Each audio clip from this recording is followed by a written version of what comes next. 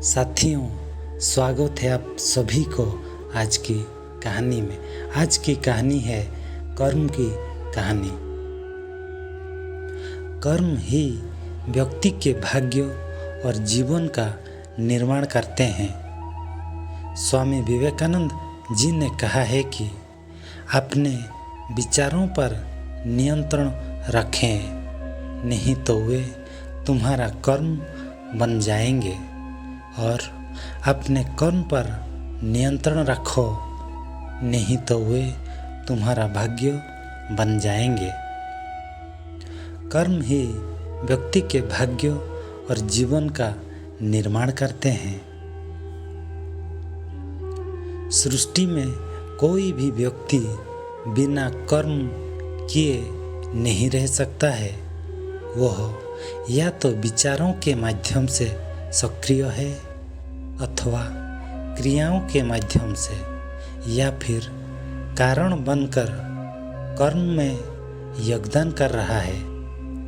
जीव जंतु हो या मनुष्य, कोई भी अकर्मण्य नहीं है और ना ही कभी रह सकता है।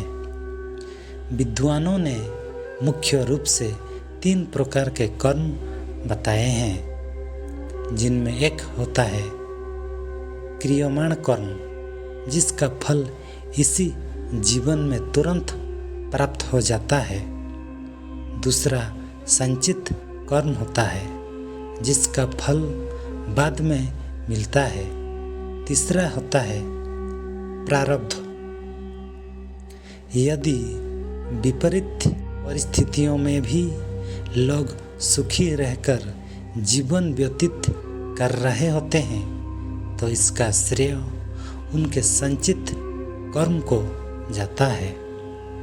जब रावण अपने जीवन में अत्यधिक शक्तिशाली एवं सुखी था, तब यह उसके संचित कर्म का परिणाम था। मगर उसी रावण के घर कोई दिया जलाने वाला तक नहीं रहा, तो यह उसका प्रारब्ध था। संसार में 3 प्रकार के लोग हैं। एक भाग्यवादी, जो कि मानते हैं कि सब कुछ पहले से ही नियत है, इसलिए पुरुषार्थ करके भी क्या बदल जाएगा। दूसरे हैं पुरुषार्थवादी, जिन्हें लगता है कि भाग्य कुछ नहीं होता, कर्म ही सब कुछ है। और तीसरे होते हैं परमार्थी, जो परम अर्थ अर्थात परमात्मा को ही सब कुछ मानते हुए लाभ हानि में सम रहकर जीवन व्यतीत करते हैं। ऋषि मुनियों ने तीसरी श्रेणी के लोगों को उत्तम प्रवृत्ति का बताया है।